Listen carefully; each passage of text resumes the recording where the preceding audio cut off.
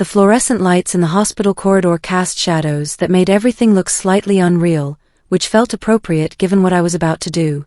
I had been standing outside room 347 for almost 10 minutes, my hand hovering near the door handle while I tried to formulate words for a conversation I'd been avoiding for 3 years.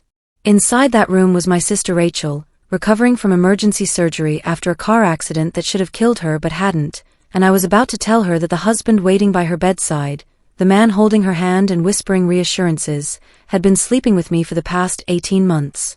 Not occasionally. Not a brief affair that could be explained away as a moment of weakness.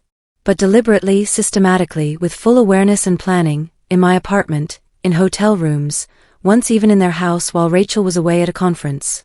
I had told myself 1,000 lies about why I'd let it continue, about how Rachel didn't appreciate him or how our connection was somehow more authentic than theirs. But standing in that hospital hallway with my sister's life hanging in uncertain balance, every justification I'd carefully constructed over those 18 months collapsed into ash, leaving only the brutal truth. I had betrayed the person who had raised me when our parents died, who had sacrificed her own dreams to ensure I could finish college, who had never once made me feel like a burden even when I absolutely was one. Before I explain how I walked into that room and shattered both their lives with 6 words, I need you to understand something about guilt. Real guilt. Not the performative kind people display on social media or the temporary discomfort that fades after a good night's sleep, but the corrosive, permanent kind that rewrites your understanding of who you are. If you've ever carried that weight, you'll recognize what comes next. If you haven't, consider yourself fortunate and stay with me anyway, because this story isn't about redemption or forgiveness. It's about the moment you realize you've become the person you always despised. My name is Naomi Hartwell. I'm 29 years old, and until 3 years ago, I would have described myself as a good person, ethical, loyal, the kind of friend people confided in because they trusted my judgment. I worked as a grant writer for nonprofits, specializing in organizations that served vulnerable populations. I volunteered at a women's shelter. I donated to causes I believed in and voted in every election, including the local ones most people ignored. I had built an identity around being someone who did the right thing even when it was difficult, someone who could be counted on to hold the moral line when others wavered. That identity was so central to my self-concept that I never questioned it, never examined whether my actions actually aligned with the principles I claimed to hold. And that unexamined certainty made it incredibly easy to rationalize the unforgivable when the opportunity presented itself. Rachel is 7 years older than me, which meant that when our parents died in a house fire when I was 14, she was 21 and legally able to become my guardian. She had been in her senior year of college, planning to go to graduate school for architecture, building a future that excited her. Instead, she dropped out, got a job as an administrative assistant, and moved us into a small apartment where she could afford the rent while still saving for my education. She never complained about it, never made me feel guilty for the sacrifice, never expressed regret about the life she'd given up. She just did it, with the kind of quiet determination that doesn't demand recognition or applause. She worked during the day and took online courses at night, slowly accumulating credits toward the degree she'd been forced to abandon. She attended every parent-teacher conference, every school event, every moment of my adolescence that required an adult presence. She taught me to drive, helped me apply to colleges, celebrated when I got accepted to my first choice school with a scholarship that would cover most of the costs. I loved my sister. I genuinely did. But I also resented her in ways I never fully acknowledged until much later. I resented that her sacrifice made me feel perpetually indebted, that every achievement in my life was shadowed by the knowledge that it had come at her expense. I resented that she was patient and kind when I wanted her to be angry so I could justify my own guilt. I resented that she had built a stable, if modest, life while I was still figuring out who I was supposed to be. And when she met Marcus 3 years ago and fell in love with the kind of intensity that made her glow in ways I'd never seen, I resented that too. Because for the first time, Rachel had something that was entirely hers, something that didn't involve managing my needs or cleaning up my messes. And I hated that she had found it while I was still cycling through failed relationships and quarter-life crises. Marcus was different from anyone Rachel had dated before, charming in an effortless way, funny without trying too hard, successful enough to provide stability but not so successful that he was never around. He worked as a project manager for a construction firm, the kind of job that paid well and offered reasonable hours. He was handsome in a conventional way, tall, athletic build, the kind of smile that made people trust him immediately. When Rachel introduced us, I liked him. More accurately, I liked the way Rachel looked when she was with him, lighter somehow, less burdened by the weight she'd been carrying since our parents died. They got engaged after a year, married 6 months later in a small ceremony at a botanical garden. I was maid of honor. I gave a speech about how Rachel deserved happiness more than anyone I knew, about how grateful I was that she'd found someone who appreciated her. I meant every word at the time. The affair started 14 months after their wedding. I wish I could say it was a drunken mistake at a party, a moment of weakness that spiraled out of control. But that would be a lie designed to make me look less culpable. The truth is that it started deliberately, with full awareness of what I was doing. Marcus and Rachel had invited me to dinner at their house, one of the regular weekly meals we shared because Rachel wanted to maintain our close relationship now that she was married. After dinner, Rachel went to bed early with a headache, and Marcus and I stayed up drinking wine and talking. The conversation turned personal. He mentioned feeling disconnected from Rachel lately, said she was always tired from work and her night classes, that they hadn't been intimate in weeks. I should have changed the subject or suggested he talk to Rachel about it. Instead, I leaned in slightly and said something about how Rachel had always been too focused on responsibility to prioritize pleasure. The implication was clear. He caught it.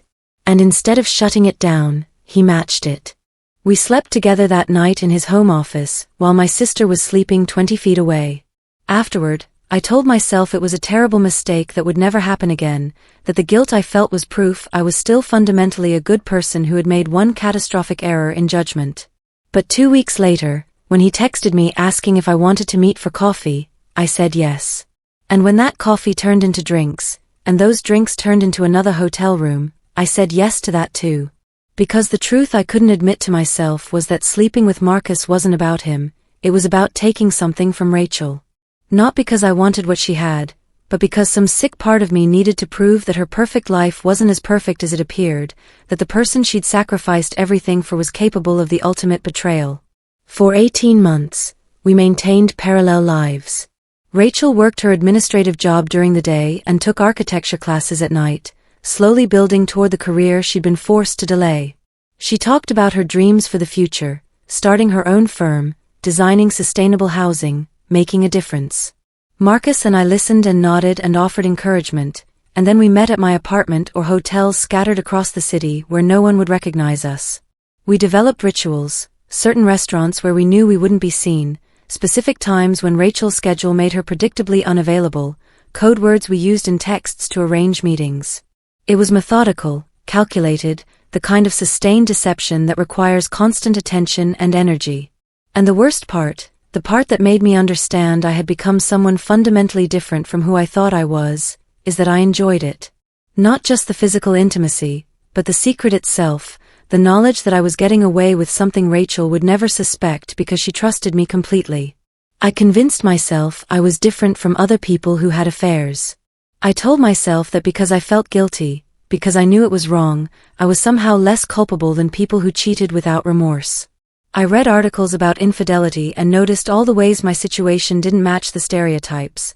I wasn't trying to steal Marcus from Rachel permanently, I didn't want to marry him myself, I wasn't motivated by jealousy or competition. These distinctions felt important at the time, like they meant something. But they were just another form of rationalization, another way to avoid confronting the simple truth. I was sleeping with my sister's husband because some broken part of me wanted to destroy the one relationship that had kept me alive after our parents died. It was self-sabotage disguised as transgression, and recognizing that would have required more emotional honesty than I was capable of at the time. The accident happened on a Thursday evening. Rachel was driving home from her architecture class when a truck ran a red light and T-boned her car on the driver's side. The impact crushed the door inward, trapping her legs and causing massive internal injuries. A witness called 911 immediately, and paramedics arrived within 6 minutes, but she'd already lost significant blood.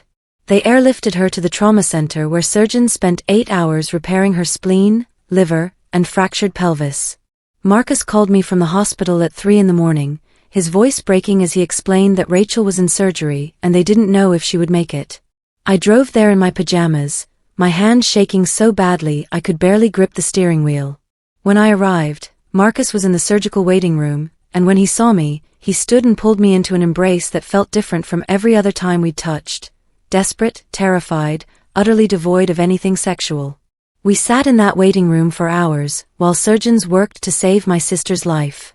Marcus held my hand, and I let him, and we didn't talk about what we'd been doing or what it meant.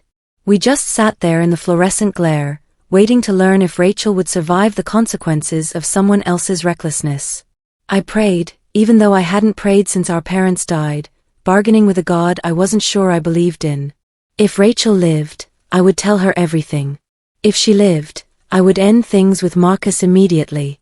If she lived, I would spend the rest of my life trying to become someone worthy of the sacrifice she'd made for me. These promises felt sincere at the time, born from genuine terror and regret. But I also knew, somewhere beneath the panic, that I had made similar promises before, after particularly guilt-inducing encounters with Marcus, after close calls where I thought Rachel might discover us, and I had broken every one. The surgeon emerged at 11 the following morning, exhausted but cautiously optimistic. Rachel had survived the surgery, though she would need extensive recovery and probably additional procedures to address the orthopedic damage. She was stable but critical, and they were moving her to ICU where she'd be monitored closely for the next 48 hours. We could see her briefly once she was settled. Marcus cried when he heard, his relief so visceral it seemed to physically transform him. I cried too, but my tears were contaminated by guilt so profound it made me nauseous. Rachel had almost died, and I had been sleeping with her husband. The juxtaposition felt obscene, the kind of moral violation that couldn't be rationalized or explained away. And yet, even in that moment of absolute clarity about the magnitude of what I'd done, part of me was already calculating. If Rachel didn't remember the days leading up to the accident, if her recovery consumed all her attention, maybe I could just end things with Marcus quietly and she would never have to know. We saw Rachel briefly that afternoon. She was unconscious, intubated, connected to machines that monitored every bodily function. Her face was swollen and bruised, her body so still it looked like she was already dead. Marcus stood on one side of the bed holding her hand and whispering apologies for not being able to protect her. I stood on the other side, unable to touch her because I didn't deserve to, unable to speak because every word that came to mind was a lie. The nurse told us we could visit for 10 minutes every 2 hours, and we should talk to her even though she probably couldn't hear us, because sometimes patients retain some awareness even in deep sedation. Marcus talked to her about plans for when she got better, about the trip they'd been planning to Italy, about how much he loved her. I said nothing. Because what could I possibly say that wouldn't be an additional betrayal? Rachel regained consciousness 3 days later. The breathing tube had been removed, and while she was still in significant pain and heavily medicated, she was alert enough to recognize us. When she saw Marcus, she smiled weakly and tried to speak, her voice raspy from the intubation. When she saw me, she reached for my hand and squeezed it with what little strength she had. "Thank you for being here," she whispered. And something in me fractured completely. She was thanking me. The person who had been systematically destroying her marriage for 18 months was being thanked for showing up at the hospital after she nearly died. The irony was so brutal I wanted to laugh, except laughter would have required air and I couldn't seem to breathe properly. Over the following week, Rachel's condition stabilized enough for her to be moved from ICU to a regular hospital room. The orthopedic surgeon explained that her pelvis would heal but that she'd need extensive physical therapy, and there was a possibility of chronic pain and mobility issues. Rachel listened to all of this with the same quiet determination she'd brought to every challenge in her life, already planning how she would adapt, how she would manage. Marcus was there constantly, taking time off work, sleeping in the uncomfortable hospital chair, helping nurses with tasks they would normally handle themselves. He was devoted in a way that would have been touching if I hadn't known that he'd been betraying her with her own sister. Watching him perform the role of faithful husband made me understand that he was just as skilled at compartmentalizing as I was, just as capable of maintaining contradictory truths simultaneously. 2 weeks after the accident, Rachel was well enough to have real conversations. She talked about the moment of impact, the split second when she'd seen the truck and known she couldn't avoid it, the strange clarity that came from facing death. She talked about what she'd thought about in that moment, not regrets exactly, but an awareness of all the things she still wanted to do, experiences she hadn't had, risks she hadn't taken. "I've spent my whole life being responsible," she said one afternoon, her voice still weak but steady. "Taking care of Naomi, working jobs I didn't love to pay bills, always doing the right thing. And in that moment before impact, I thought, what have I done for myself? What have I chosen because I wanted it, not because I had to?" She looked at Marcus. "I've been a good wife, a good sister, a good employee. But have I been good to myself?" The question hung in the air, and I saw Marcus stiffen slightly. Because implicit in what Rachel was saying was an acknowledgement that she'd been so focused on caring for others that she'd neglected her own needs, including the emotional and physical needs that should have been met within her marriage. She wasn't accusing him directly, but the implication was there. She'd felt alone, overlooked, taken for granted. And instead of addressing it honestly, instead of fighting for their relationship or demanding that he meet her halfway, she just accepted it as another responsibility to manage. I understood then that Rachel knew something was wrong in her marriage, even if she didn't know specifically what. She'd felt the distance, noticed the change, sensed that Marcus was elsewhere even when he was physically present. But her response had been to work harder, to be more understanding, to not burden him with complaints. Because that's what Rachel did. She absorbed other people's failures and made them her problem to solve. That realization should have made me confess immediately. But it didn't. Because confessing would mean admitting that I was the elsewhere Marcus had been, that I was the reason her marriage had felt hollow. And I was still too much of a coward to face that. So instead, I sat there holding her hand and listening to her process her near-death experience, and I said nothing. Marcus said nothing. We both just let her believe that her reflections were about abstract philosophical questions, rather than specific betrayals happening right under her nose. 3 weeks after the accident, Rachel was discharged to continue recovery at home. Marcus took an extended leave from work to care for her, and I visited daily, helping with tasks she couldn't manage yet, cooking meals, handling laundry, running errands. We fell into a routine that looked from the outside like a family pulling together during crisis. But underneath that performance, Marcus and I hadn't ended our affair. We just adapted it to the new circumstances. It happened in stolen moments when Rachel was sleeping or at physical therapy appointments. Quick encounters in my car or my apartment, encounters that felt increasingly sordid and desperate now that Rachel was fragile and dependent. Each time, I told myself it was the last time. Each time, I was lying. Because the truth was that the affair had become an addiction, and like any addiction, it intensified under stress rather than dissipating. Marcus was using it to escape the guilt and pressure of Rachel's recovery. I was using it to avoid confronting what I'd become. We were both running from the same truth, and the affair was the only place we could hide.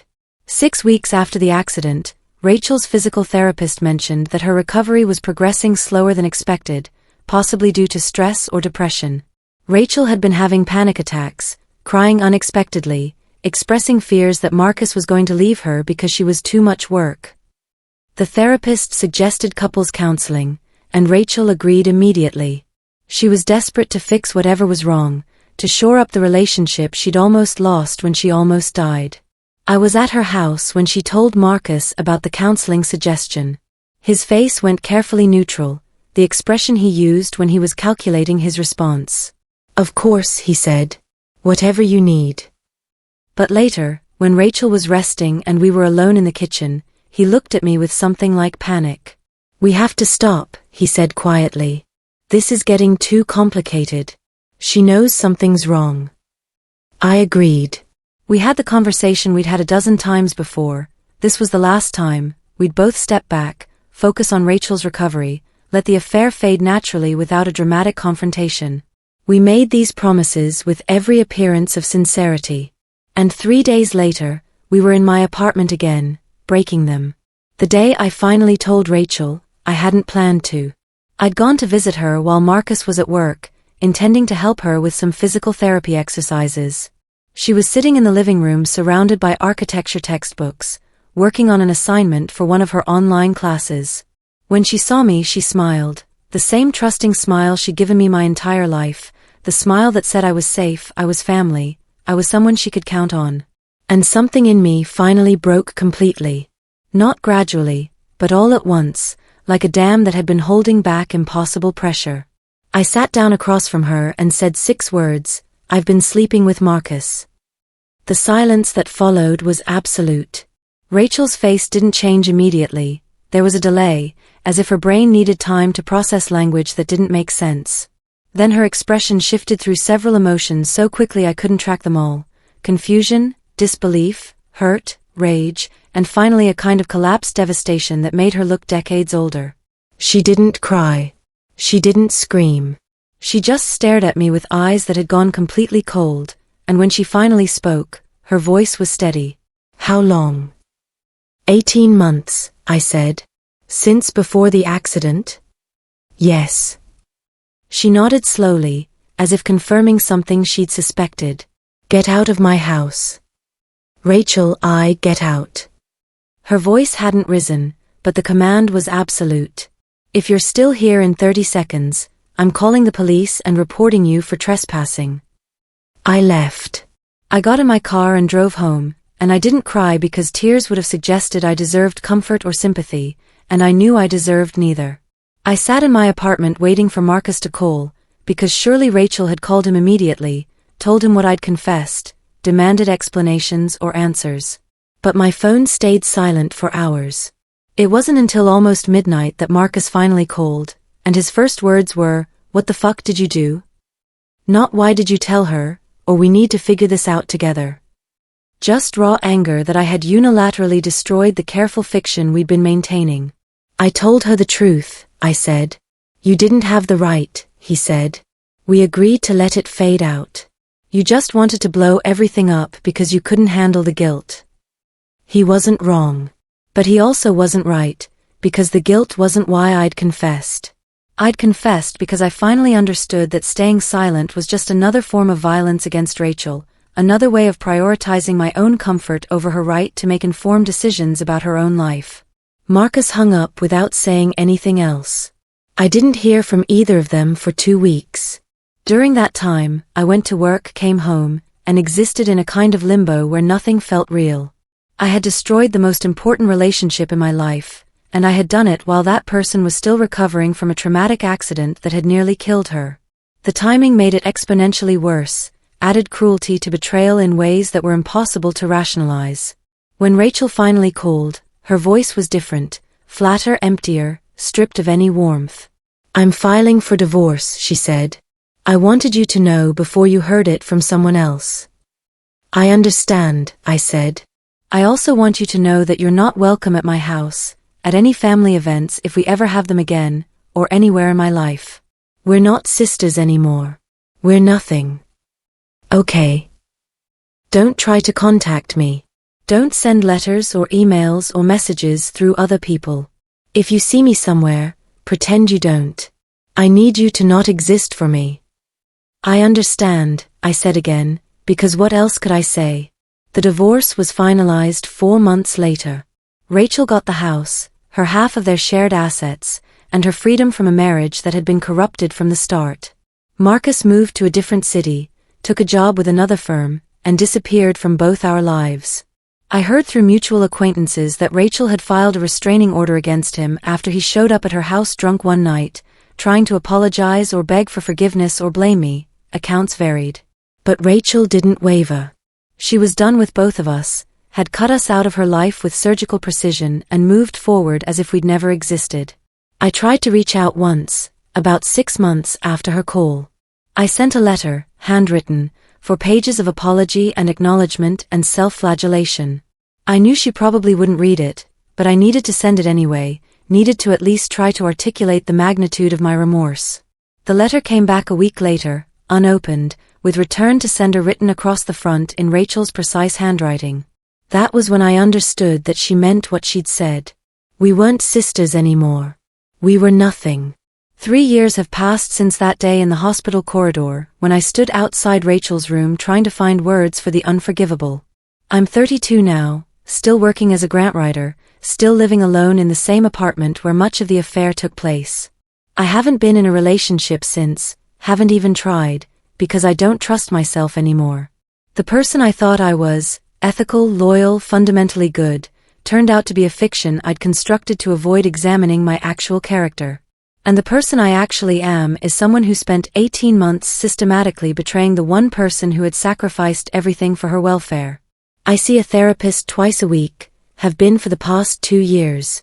We talk a lot about guilt and shame, about the difference between remorse that leads to change and remorse that just becomes another form of self-indulgence. My therapist is careful never to absolve me, never to suggest that understanding why I did what I did makes it somehow less reprehensible. But she also insists that I'm more than the worst thing I've ever done, that human beings are complex and capable of both terrible harm and genuine growth. I want to believe her. But most days, I'm not sure I do. I know through social media, accounts I check obsessively even though I know I shouldn't, that Rachel finished her architecture degree 2 years ago. She started her own firm specializing in sustainable housing, exactly as she'd always planned. She's doing work she loves, building the career our parents' death forced her to delay. She looks happy in photos, surrounded by colleagues and friends, her smile genuine in ways it never quite was during her marriage. She's moved on, built a life that doesn't include me, found peace in the absence of people who betrayed her. I'm glad. Not because it absolves me of anything, but because she deserves happiness after everything she survived. Our parents' death, raising me alone, the accident, the revelation that her husband and sister had been sleeping together while she recovered from nearly dying. The fact that she's thriving despite all of that is a testament to her resilience, her fundamental strength of character. It also makes the contrast between us almost unbearable. She survived and flourished. I survived and stagnated, trapped in the aftermath of my own choices. Sometimes I think about reaching out again, trying one more time to apologize or at least acknowledge what I took from her. But I know that would be selfish, another way of prioritizing my need for absolution over her need for peace. The kindest thing I can do for Rachel is exactly what she asked for, to not exist for her, to let her move through the world without the contamination of my presence. So I stay away. I check her social media from anonymous accounts, learn about her successes secondhand, and feel something that's equal parts pride and grief. I'm proud that she's built the life she deserves. I grieve that I'm not part of it. Both things are true, and neither changes what I did. I think a lot about redemption and whether it's possible for someone like me. In movies and books, people who do terrible things often get opportunities for dramatic redemption. They save someone's life or make some grand gesture that proves they've changed. But real life doesn't work that way. There's no moment of redemption available to me, no action I can take that would balance the scales or earn Rachel's forgiveness. The best I can hope for is to become someone who wouldn't make the same choices again, to build a life defined by integrity even if I can never undo the damage I caused. I volunteer more now, spend my free time working at the same women's shelter I used to volunteer at before the affair consumed all my attention. I help women leaving abusive relationships, women trying to rebuild their lives after catastrophic losses. Some of them have been betrayed by family members, by the very people who should have protected them. I listen to their stories and recognize echoes of Rachel's experience, the shock of discovering that someone you trusted completely was capable of such profound betrayal. I can't tell them about my own history, can't use my story as a cautionary tale because it would violate the boundaries of the volunteer role. But internally, their pain reminds me why I can never allow myself to forget what I did. The moment I stop carrying this guilt is the moment I become capable of committing similar harm again. So I carry it. Not in a performative way designed to elicit sympathy or suggest I'm a good person for feeling bad about my actions. I carry it privately, as a permanent weight that shapes every decision I make. It's not redemption. It's just the price of consciousness, the cost of refusing to let myself slip back into the comfortable fictions I used to believe about my own character. 5 years from now, 10 years, 20, Rachel will still be my sister biologically, but she'll never be my sister in any way that matters. I ended that relationship through choices I made repeatedly over 18 months, choices I could have stopped making at any point but didn't. And now I live with the permanent absence of the person who mattered most in my life, an absence I created and deserve. There's no lesson here, no uplifting message about how everything happens for a reason or how we should forgive ourselves and move on. Sometimes people do unforgivable things. Sometimes the consequences of those things are permanent. Sometimes you become someone you despise, and you have to live the rest of your life as that person, unable to go back or start over or erase what you've done. I am living proof that good intentions and guilt and even genuine remorse don't undo harm. They just make you aware of it, force you to carry it consciously instead of hiding from it. And that awareness doesn't redeem you. It just makes sure you never forget what you're capable of when you prioritize your own needs over other people's humanity.